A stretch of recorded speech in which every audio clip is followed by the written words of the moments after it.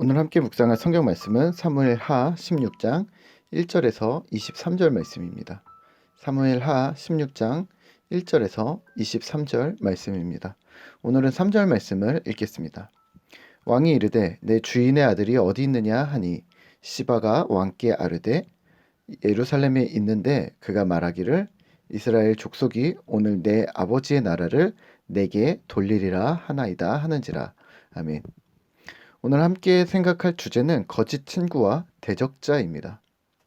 사무엘하 16장은 다윗의 피난 행렬이 이어지고 있습니다. 그리고 계속해서 다윗에게 사람들이 나아옵니다.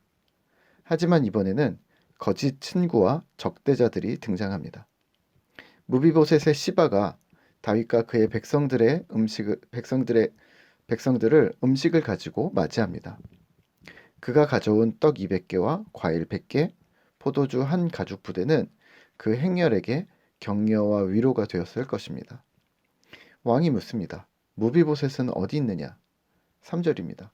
왕이 이르되 내 주인의 아들이 어디 있느냐 하니 시바가 왕께 아뢰되 예루살렘에 있는데 그가 말하기를 이스라엘 족속이 오늘 내 아버지의 나라를 내게 돌리리라 하나이다 하는지라. 사울의 손자 무비보셋이 왕에게서 돌아섰고 자신만 남았다고 고합니다. 하지만 이건 거짓말이었습니다. 시바는 왜 거짓말을 했을까요? 시바는 신분으로는 사울 집안의 종이었지만 유력자였습니다. 부유했다는 말일 수도 있고 그만큼 왕을 가까이에서 모셨기 때문에 지위가 있었다고도 볼 수 있습니다.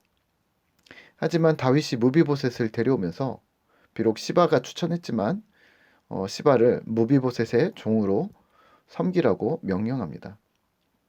이에 불만이 있었던 걸까요? 아니면 다른 계책이 있었던 걸까요? 확실치는 않지만 다윗과 무비보셋의 사이가 갈라지기를 이간질하고 있습니다. 그리고 다윗에게 자신이 원하던 답을 얻는 듯 합니다. 4절입니다. 왕이 시바에게 이르되 무비보셋에게 있는 것이 다 내 것이라 하니라. 시바가 이르되 내가 절하나이다. 내 주 왕이여 내가 왕 앞에서 은혜를 입게 하옵소서 하니라. 아멘. 무비보셋의 것이 다 내 것이라. 다윗에게 친절을 베풀고 자신의 주인을 배신하고 시바는 자기의 유익을 챙깁니다. 이후에 어떻게 될지 모른 채 눈앞의 현실에서 얍삽하게 행동합니다. 사실 시바와 같은 이들에 대해서는 이런 합리적인 의심이 가능합니다. 시바는 압살롬을 적대했을까요? 평생을 사울의 집안의 하인이었으면서 실제 무비보셋을 현재 섬기면서 다윗에게 거짓을 구하며 자신의 이득을 챙기려 한 사람입니다. 그렇다면 시바는 압살롬의 편에서도 어떤 액션을 취하지 않았을까요?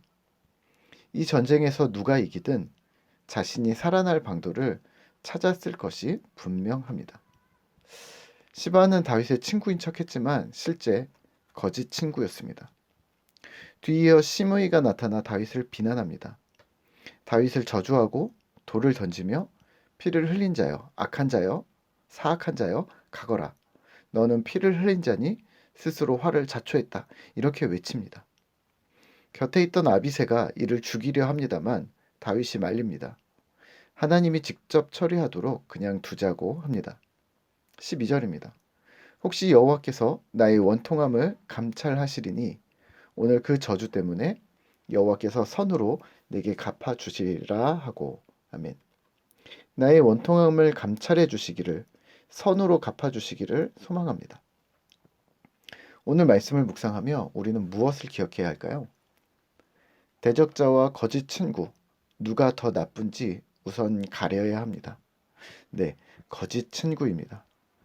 복잡 미묘한 사람과의 관계 속에서 또는 상황 속에서 자신의 이득을 취하려는 자입니다. 어느 편에서도 같은 편인 척 행동합니다. 그리고 더 중요한 것은 상대를 속인다는 것입니다. 저는 이런 친구들을 많이 보아왔는데요. 저 역시 귀가 좀 얇아서 잘 속습니다. 하지만 그 거짓은 금세 드러나게 되어 있습니다. 스스로 깨닫든 주위에 누가 알려주든 거짓은 드러나게 마련입니다. 대적자들에 대해서는 사실 소망을 품을 수 있습니다. 혹시 하나님의 극적인 은혜로 화해를 하게 된다거나 어떤 사건이나 중재자를 통해서 관계가 개선된다거나 기대할 수 있는 부분이 있습니다. 또는 개선의 여지가 만약에 없다면 오늘처럼 나의 원통함을 하나님께서 감찰해 주시기를, 다른 선으로 갚아 주시기를 기도하며 하나님께 소망을 둘 수 있습니다. 하지만 거짓 친구는, 거짓으로 대하는 자들은 누군가를 계속 속여왔기 때문에 개선해야 할 사건도 없습니다. 계속 속아주고 있는 입장에서는 내 편이라고 생각하니까 화해할 것도 없습니다. 그렇다고 왜 속이느냐고 물을 만한 마땅한 찬스를 잡기도 쉽지는 않습니다. 그들의 삶의 방식이 그러한 것이죠. 정리하면 이렇습니다. 대적자와 거짓 친구는 사실 같은 부류로 놓으시면 됩니다. 단 문제는 대적자는 겉으로 드러난다는 것, 거짓 친구는 숨겨져 있어서 분별해야 한다는 것인데요. 저는 개인적으로 이 분별점이 참으로 쉽지가 않습니다. 오늘 또 주어지는 하루를 살아가며 우리 주변에 누가 있는가 돌아보시죠. 그리고 지금까지의 정의나 학연, 지연, 혈연 말고 진정한 친구가 누구인가 다시 한번 살펴보면 어떨까요? 하나님께서 보내주셨던 좋은 친구인데 내가 미처 발견하지 못했던 동반자가 있는 것은 아닌지, 그런 믿음의 동료가 있다면 얼른 꼭 붙잡아 신앙의 멘토, 파트너, 동료, 동지가 되는 그러한 신실하고 즐거운 공동체를 누리는 신자 되시기를 기도합니다. 함께 기도하겠습니다. 하나님, 세상을 살아가면서 우리는 참 많은 사람들을 경험합니다. 그 안에 우리를 대적하는 자들도 있고 그 안에 또 거짓 친구들도 있습니다. 하나님, 우리는 어리석어서 사람을 분별하거나 어떤 상황들을 분별하는데 너무나도 느리고 연약합니다. 하지만 하나님, 우리에게 힘 주시고 주님 우리와 함께 해주셔서 하나님, 우리가 그러한 어려움들을 잘 헤쳐나가도록 주님 도와주시고, 또 그러한 거짓 친구들, 거짓 상황들에 대해서 우리가 분별하고 하나님께서 무엇이라 하시는지, 또 정말로 하나님께서 우리에게 보내주신 믿음의 동료들은 누구인지를 우리가 가리면서 함께 생활해 나갈 수 있도록 주님 도와주시옵소서. 오늘도 우리 주변에 주님께서 우리를 위해 보내주신 귀한 동료들을 또 찾겠습니다.